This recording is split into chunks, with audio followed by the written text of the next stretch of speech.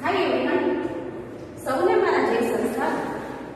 आज हम कक्षा 9 काव्य नंबर 4 कर्ण का जीवन दर्शन पढ़ेंगे।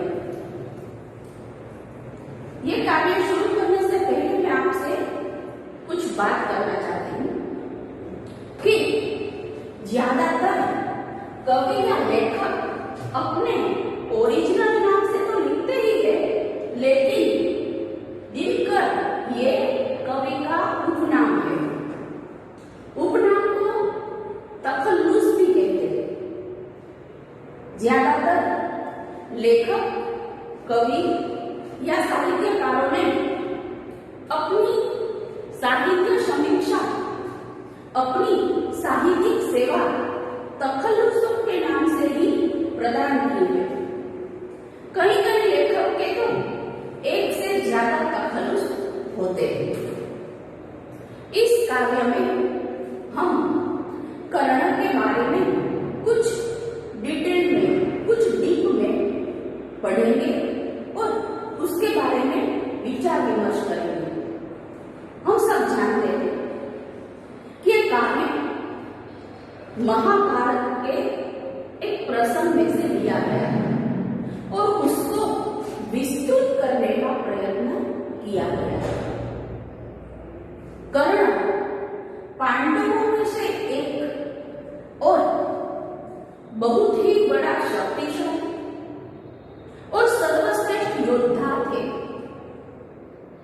श्री कृष्ण भगवान ये बात जानते थे कि कर्ण को युद्ध में हराना मुश्किल नहीं, नामुमकिन है।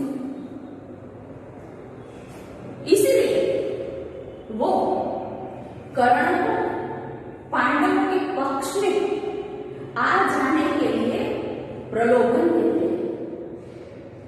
कर्ण के बारे में हम देखें तो कर्ण बहुत ही बड़ा दानवीर है और जन्म से लेकर मृत्यु तक उन्हें तिरस्कार और अपमान सहन करना पड़ता है। वो बहुत बड़ा शक्तिशाली था, योद्धा था, तब भी समाज उसको घृणा की दृष्टि से ही देखते थे। ऐसे में दुर्योधन ने कर्ण को अपने मित्र के रूप में स्वीकारा और अपने हृदय में स्थापित किया। मित्रता किसे कहते हैं, ये बात भी यहाँ पे समझाई गई है। कर्ण भी जानते हैं कि युद्ध में मेरी मौत निश्चित है। अर्जुन के सामने, पांडवों के सामने मैं जीतूंगा नहीं। कई सारे कारण थे कौरवों के हारने के और पांडवों के जीतने के। ये सब जानते हुए भी स्वयं श्री कृष्ण भगवान ने उसको समझाने पर भी कर्ण अपने मित्र दुर्योधन का साथ नहीं छोड़ता और दुर्योधन के लिए वो महाभारत के युद्ध में मृत्यु तक स्वीकार लेता है। आइए देखते हैं कृष्ण और कर्ण का ये सवाल। वैभव विलास की चाह नहीं, अपनी कोई परवाह नहीं, बस यही चाहता हूं केवल दान की देव सरिता निर्मल। श्री कृष्ण भगवान कर्ण से कहते हैं कि तुम महान दानवीर हो, बहुत ही शक्तिशाली योद्धा हो, शौर्यवान हो, तदुपरांत धर्मप्रेमी। इसलिए मैं चाहता हूं कि तुम झूठ का साथ छोड़कर सत्य के पक्ष में आ जाओ, सत्य की तरफ से रहो। तब कर्ण बड़ी ही विनम्रता से भगवान श्री कृष्ण को कहते हैं कि मुझे धन और वैभव की कोई चाह ही नहीं, मुझे कभी युद्ध में मृत्यु से भेंटना पड़े तब भी मुझे कोई परवाह नहीं है। बस मैं तो दान की जो सरिता है वो बहाना चाहता हूं। कर्तल से जलती है सदा, निर्धन को भरती है सदा। तुझ है क्या राज्य केशव, पता नहीं नरक प्राप्त विभव। चिंता प्रभु अत्सकल्यहास, कुछ चाकचिक्य कुछ क्षण विलास। हे केशव, हे श्री कृष्ण भगवान, आप जो मुझे प्रलोभन दे रहे हैं, आप जो मुझे लालसा दे रहे हैं, वो सब नाशवंत है। मनुष्य के बाद, मनुष्य के स्वर्गवास होने के बाद उसके किए गए अच्छे कर्म, दान और प्रतिष्ठा ही टिकती है, बाकी सब नाशवंत है। हम जो हो विलास महल या फिर राज्य की चमक दमक से अंधे हो जाते हैं, तब हमें सत्य बहुत धुंधला दिखाई दे रहा है। असल में मुझे सत्य बहुत स्पष्ट दिखाई दे रहा है, बाकी की सब चीजें मैं नाशवंत समझता हूं, क्षणिक समझता हूं। पर वह भी यही गंवाना है, कुछ साथ नहीं ले जाना है। मुझसे मनुष्य जो होते हैं, कंचन का भार न ढोते हैं, पाते हैं धन बिखराने को, लाते हैं रतन लुटाने को। हे श्री कृष्ण भगवान, हे माधव, हे केशव, हम जब जन्म लेते हैं तब कुछ भी साथ नहीं लाते। आखिर में जब हमारी मृत्यु की क्षण आती है तब भी हमें कुछ नहीं ले जाना होता। फिर इतना मोह, इतनी लालसा, इतना धन संचय के लिए बेबस होकर यहां वहां भटकना कैसी बात है? इसमें कोई सच्चाई नहीं है। मैं तो सब कुछ मेरा यहां दान देना, लुटाना चाहता हूं। जब से न कभी कुछ देते हैं, दान भी हृदय का देते हैं। प्रासादों के कान भाग शिखर होते, कबूतरों के घर, महलों में न गरुड़ होता है, कंचन पर कभी न सोता। उसकी बात सही साबित करने के लिए करना कहते हैं कि हे श्री कृष्ण भगवान, राजा चाहे कितने ही बड़े महल में रहे, लेकिन उसके शिखर पर, राजमहल के शिखर पर तो कबूतरों का ही स्थान है। गरुड़ जो कि पक्षियों में श्रेष्ठ, पक्षियों का राजा कहा जाता है, वो गरुड़ सोने के पलंग पे नहीं सोता, वो अपनी गुफा में टूटी हुई दीवारों की दरार में सोता है। यही उसका अपना सच्चा घर होकर समृद्धि सुख के अधीन मानव होता नित तपक्षी, सत्ता किरीट मणिमयासन करते मनुष्य का तेज कर्म। मनुष्य जो कि राजमहल, रतन, सोना, राज्य,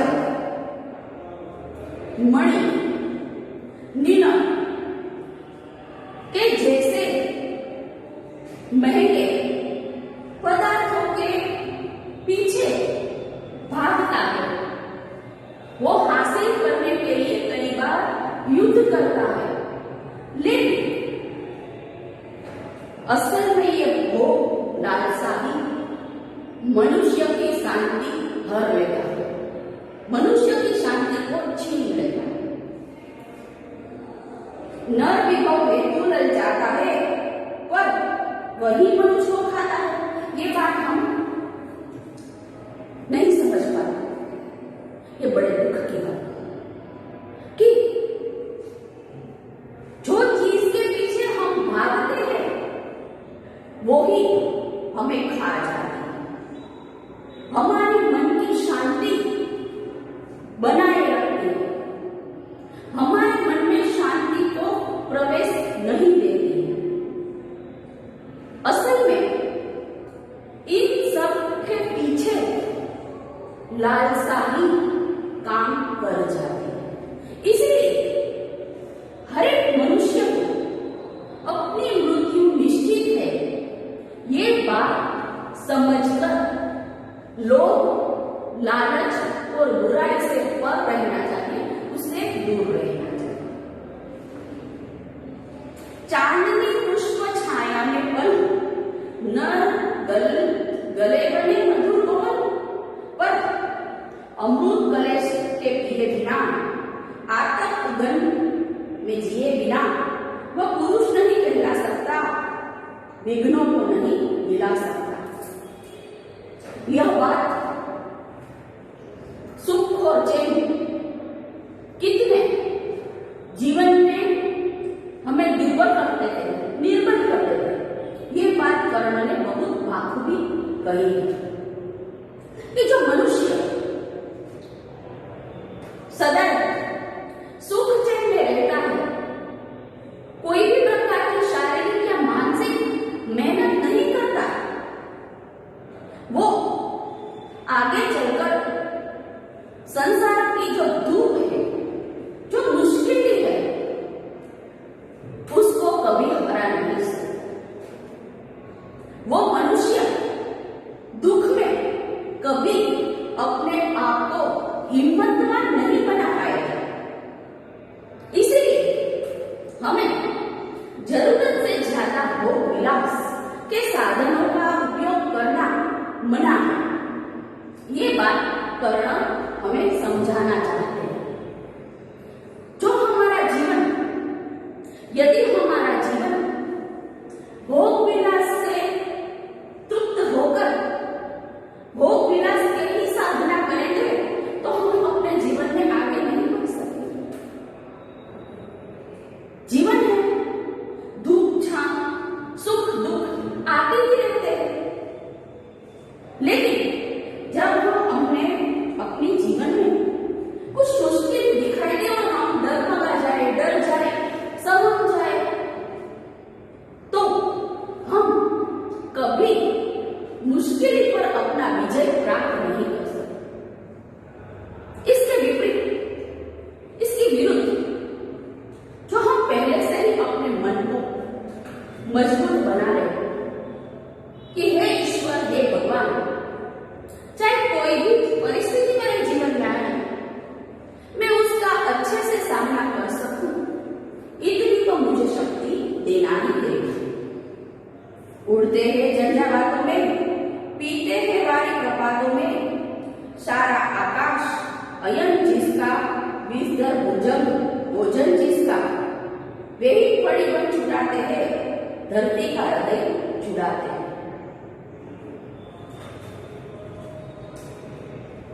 कर्ण कहते हैं कि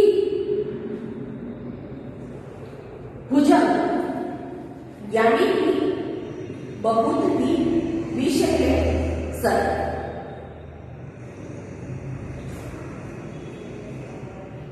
उसके द्वारा विषय सब, ये तो सिर्फ एक उदाहरण है, लेकिन विषय सर यानी हमारे अंदर की मोह माया।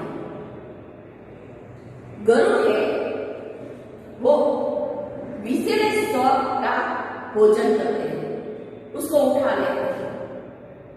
इसीलिए हमारी मन की जो दान देने की वृत्ति है, हमारी सुखी होने की जो वृत्ति है, वो गरुड़ होती है। गरुड़ उसका